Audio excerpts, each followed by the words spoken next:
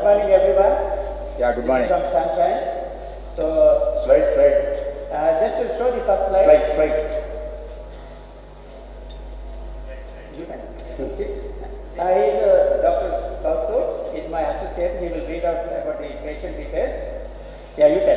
69-year-old gentleman who underwent 26 stent to L6 10 years back. Now, post TPR 10 years back, he started complaining of breathlessness while doing physiotherapy, and for that he was re-evaluated, which revealed unstable angina with ECG changes and high NIC dysfunction. His MPI was done, which revealed after angio showed RCA CTO, and MPI revealed 75% of RCA territory was viable. So we decided to go ahead with PTCS stent to RCA. Yes. Go to the first angiogram. Patient had a CTO of right coronary, and see the first. Go to the first. Good. You see, it's a highly tortuous right iliac and femoral system, so we could face a lot of difficulty in accessing the right femoral. So finally we crossed with thermo, then exchanged with the superstite file, then put the long sheet. So 7 French long sheet inserted. Go to the next. Then bilateral injections of the right coronary and left coronary. One is through the right radial route, one is through the right femoral route. You can see the injections. Right coronary, we were unable to see any flow antegrade. If you take only right antegrade injection, but bilateral injection showed the short segment only, but diffuse the disease. Go to the next. You see the distally total occlusion. Go to the next. Now then what we thought, let us go with guide-wise escalation strategy.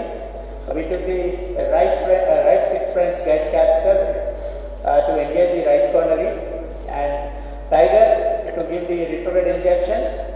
We used this dorsal catheter for microcatheter support. Initially we tried Cyan blue, then exchanged with the feeder XTY. Go to the next. So you can see there is no flow distally. Then with the microcatheter support, go to the next. Next. We are facing some difficulty in crossing the wire. It's folding, that means it's stuck against the CTO segment. Go to the next. Then we changed another feeder XTY, NY to then manipulated slowly. Go to the next. Still we are finding very difficulty. Microcatheter is, we are unable to advance microcatheter beyond that segment. But with great difficulty we could cross the wire. Go to the next. Retrogradely we are in the true lumen. Go to the next.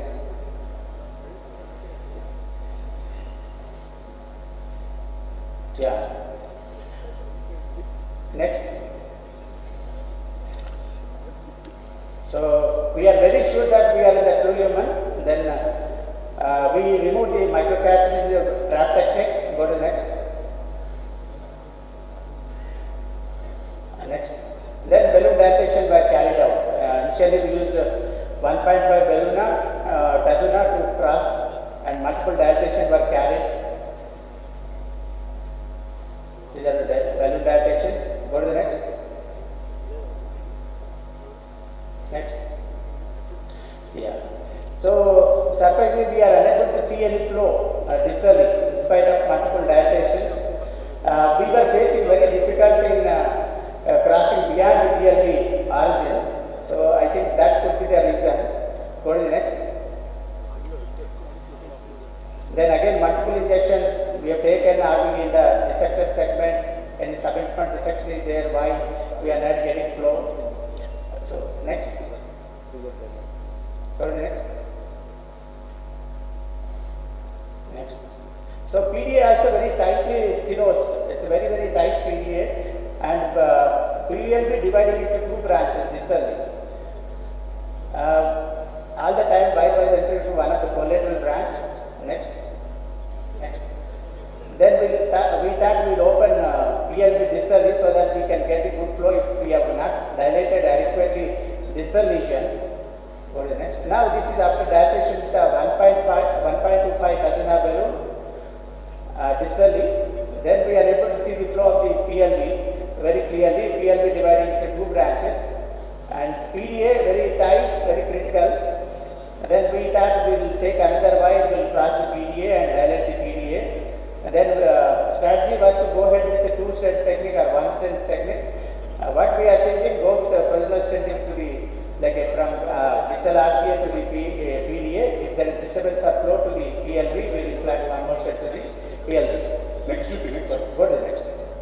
This is the fielder XC, another fielder XC. This is fielder FC with a little curve. Then finally we enter into the PDA. Then dilatation with the 1.5 balloon. Then we are able to see the flow of PDA very clearly, but still it's tightly stenosed. The bifurcation, carina you can see like a 111 at the diffuse. Go to the next.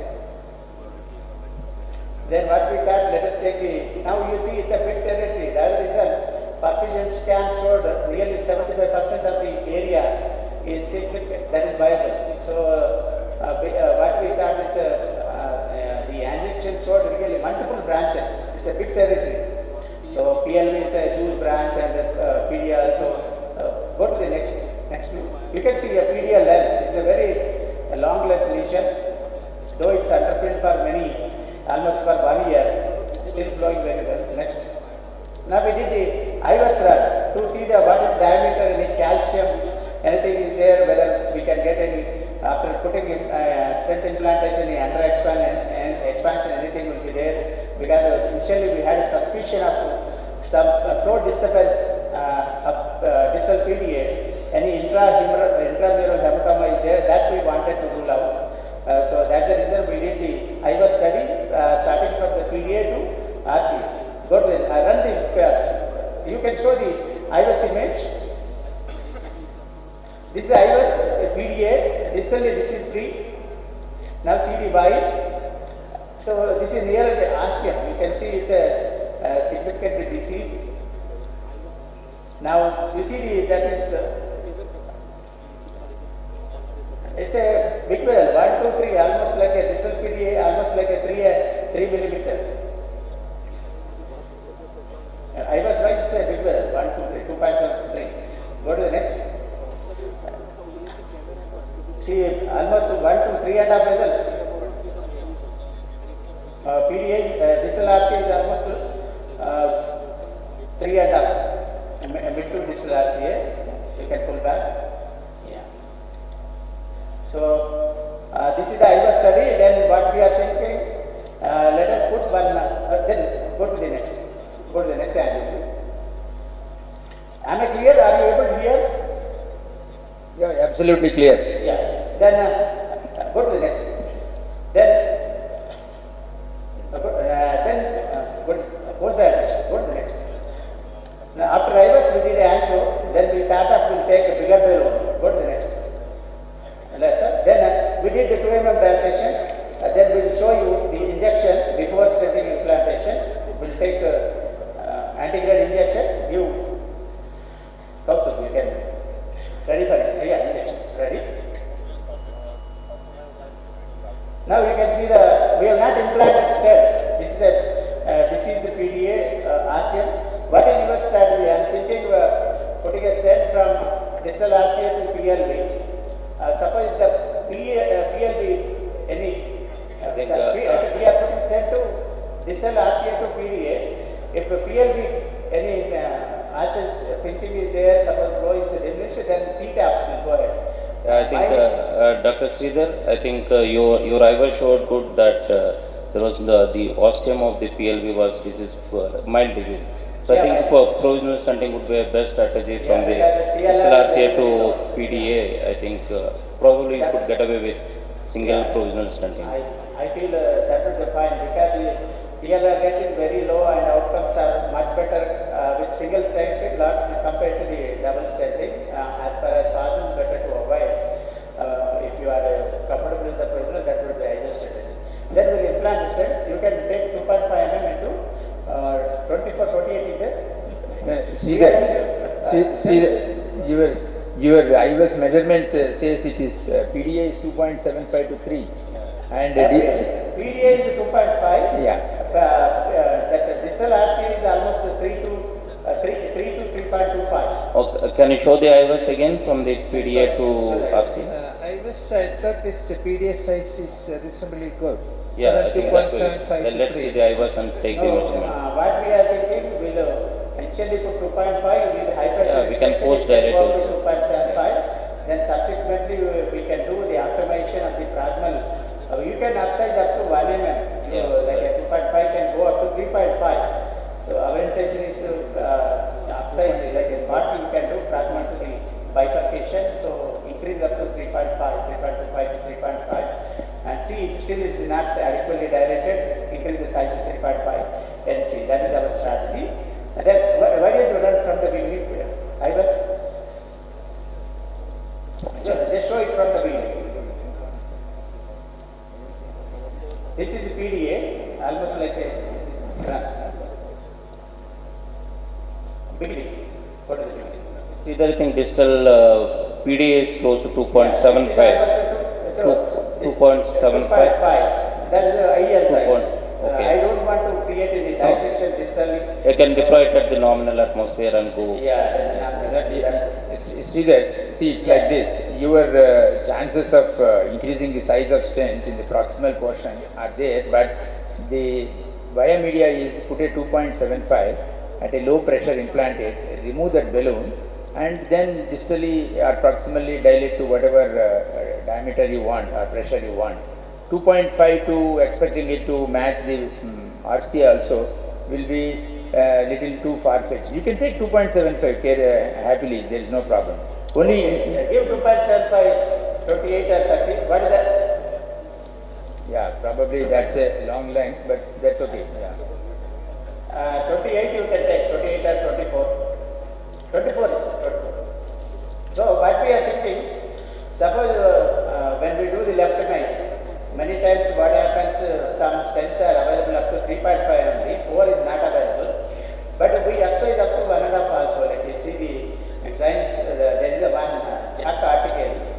So like a 3.5 size, like a science expedition, like a even chromas, all these things can be you can increase up to 5 without any problem. Yeah, So all that gives, the more you're going, the more likely you have to cause disruption of the stent studs. I think in very this unlikely. case, Bench tests have shown very clearly. It's recommended 3.5. You can go up to 5, and the maximum expansion is seen with the taxes. Taxes 3.5 can go up to 6 mm. Suppose if you have a very markedly, very significantly increased size of the LMC. Suppose LMC sometimes we see another is 5.56 mm. Sometimes when this is not available, you can take like a advanced expedition, you can upsize up to 5.5 without any problem. Taxes can go up to 5.5, but resolute integrity you can go up to 5.3, 5.5, and all these higher sets you can increase up to 5.5 without any problems. They wanted a provisional strategy. Give me set. 24. Yeah. Pardon? 24. You give 24. See, I am going with the nominal diameter. I feel slightly this is bigger size, but I am very comfortable in taking 2.5. Shall we go with 2.5? Keep 2.5 into.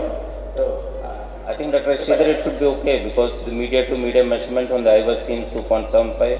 To deploy it at a nominal pressure and. That's the ideal strategy only. Media, that is. Yeah. So Keep that's okay. Don't go high pressure, go with the nominal pressure. Maintain 8. What is the nominal pressure? 9. Go up to 9, don't go high. Suppose the flows go and everything is fine, then we'll go high pressure. Do you plan any other strategy from the chairpersons and moderators? Any comments regarding this case? Most welcome. Show me. See, if you stretch a stent beyond a point, it will open, but it runs a risk of stent fracture. And if stent fracture occurs, it will attract restenosis there and occasionally an aneurysm formation. So, by and large, we should restrict ourselves to within those nominal pressures. Yeah, it is possible, preferable to, I think this length. Yeah, because we have imaging, so I think we need not have to worry much regarding the. Yeah, tell it. Tell it. No, tell it. Tell it. Yeah. Your 9? Yeah, maintain. It's in PDF. Display. What do you think the distal landing zone here? Give an injection. A distal landing zone. Just put almost 4 to 5 mm. Only asking is disease. Now it's looking fine. Go. Once again, you can go. Now, your positioning is right. Only the ostium was involved. So Only that's, ostium is that's involved. good. Yeah. Because I was not showing any disease in the distal territory. I think it's Yeah, distally completely disease free, no plaque burden. So when you implant the stent, always we should see the 6 factors. Are we landing in a plaque burden more than 50%? So always you should land in an area where the landing zone plaque burden should be less than 15%, and it should land in an area where there is a calcium angle more than 71%. So these are actually with very clear increased incidence of restenosis. And always see that there is no there should not be any under expansion, malabsorption, and see that you are not landing in thin cap fibroatherectomy. Suppose this is called geographical mismatch. So whenever you land in a zone where there is a thin cap fibroatherectomy there, this patient is tendency to have an increased incidence of restenosis. So that is it should be calcium free, plaque burden should be less. There should not be any thin cap fibroatherectomy.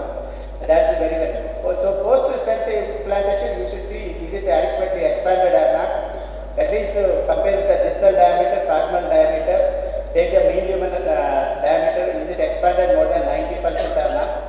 Any thrombus is there? Any tissue prolapse is there?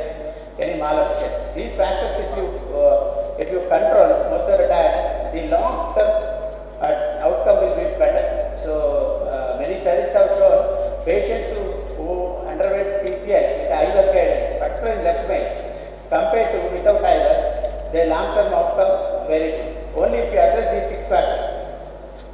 Yeah, take one picture.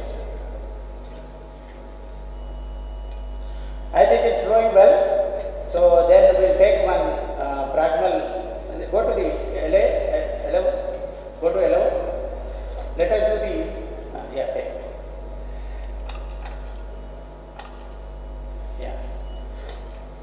Take one 3 mm. Before going to high pressure, you want to pull out this PLV wire. Put it to PLV. Usually there will not be any problem. Even if you go high pressure also, these wires will come easily. There will not be any problem. So normally when we do bifurcation also, even if you do high pressure, when you recross also the wire should be there. It should work as a marker. So you do the high pressure, see that the flow is good. If the flow is not good, suppose if the side branch is totally closed, it will act as a marker. And many times the studies have shown, especially long stents with high pressure, if there is a acute bench, they'll have a wire trapping a distal, and the breakage of distal wire can occur. I think this to be avoided. But it depends upon the operator. Some people prefer to keep the wire as a landmark. And that will take when the patient is having a tortuous vessel, or the patient has a calcified vessel.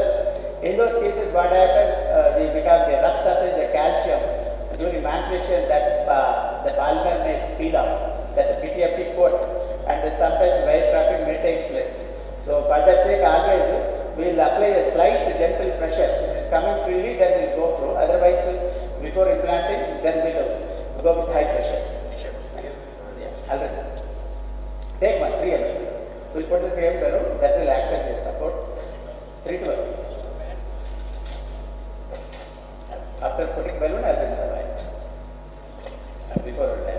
See, these wires will come out. It's not that they wouldn't. But what Dr. Ashokan said is that after 10 or 12 atmospheres, exchanging the wire is a good idea. It will give you a lot of advantages. The wire will come off, and your high pressure dilatation, it may give good flow now at 10 atmospheres. But when you give high pressure, there is a possibility that the flow may further reduce. So that is the reason why people exchange wires at that point of time. What do you do, Srinivas? Oh, So many times. I think you need to better to exchange the wires because the far the wire is, the more it likes to get entrapped. But it doesn't matter which wire is it. If you want, you can remove it. But I think it's better to change the wire. No, Then European bifurcation club guidelines definitely says so any time the wire should not be removed until you complete the procedure, because side branch petencil is well maintained with the side branch wire. Yeah, you can do one pot and remove it, and you can You access. can remove. Yeah. And at the same time, after part sometimes because we carry on, because we are doing high, there is some shift is there, when it closes, then it will all act like a marker. Before where shut is there, where you are entering the proximal marker or distal marker, so the proximal shut or distal shut, so it will be acting like a, particularly when angulated regions. Okay. But it's an individual choice, the operator based upon his experience. he can- Sridhar, you actually removed the PLV wire now? Yeah, I have removed. So I always respect the experience of the others. So because you told me. No. You see, you didn't get the point. The PLV wire should not be removed. You need to put another wire into it so that the purpose of putting the wire initially is served. And then, of course, you can recross it. Anyway, Sridhar, the other cath lab is on line. We will come back to you after a little while. Okay? Yeah. Thank you. So we will go to. Sure. This is. You come back to me again and come to. Yeah. Sure. Hello. So, can we get the other cath lab?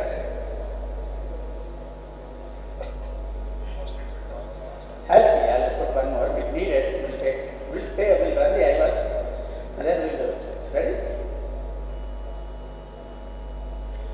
Third distal.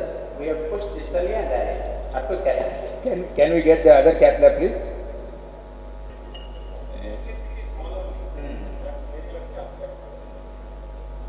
Very complex.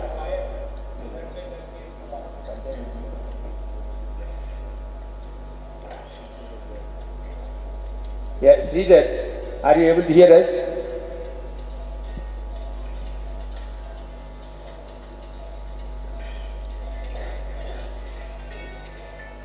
I think the last 5 minutes we'll get. They are showing that side. Vipan, can we go to sunshine? Yeah. Images. Hey, Venu, come for images. Last angle image. Go back. And see. Yeah. Go back. Okay, Sridhar, we are able to hear you.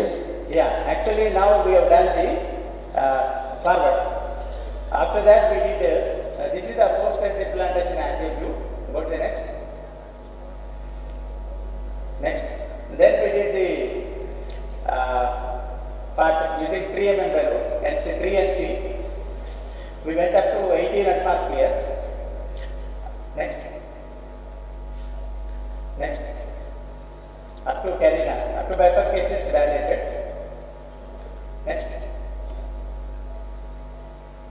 Next.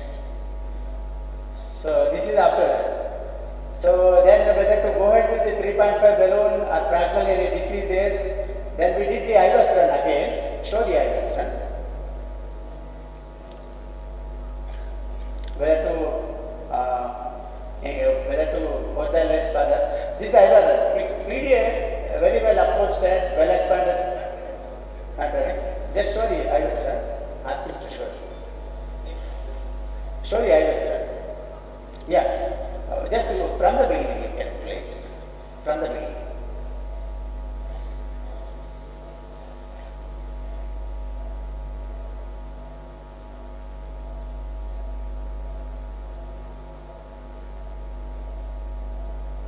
Yeah, run. We are able to see IVAS run. Yep. This is a PLV run, sorry, PDA run. This is free segment. Now you can see the stand, well expanded, no malapportion. Now see the bifurcation is coming.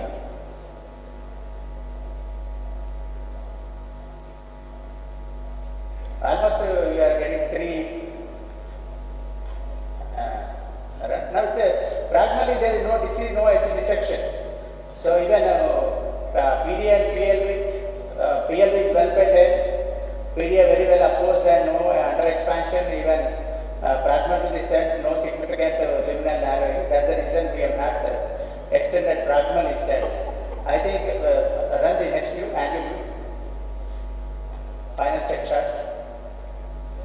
So this is the angle view after the part. Go to the next. Go to the next. Next. Angle, show the angle. Yeah. This is a final angiogram views. Go to the next. Run. Yeah. See PDA, PLV filling very well, and distal RCA is nicely open. Go to the next. Yeah. This is a final sheet injection. Go back, one sheet injection. You see, highly tortuous. So, very, very tortuous cell. Fortunately, it's a very big diameter vessel. So, this is a, particularly when we do CTOs, we have to see where the tortuous vessel is there, use the long sheet and when it support, and a macrocatheter should be there. Graded wire escalation strategy, very important.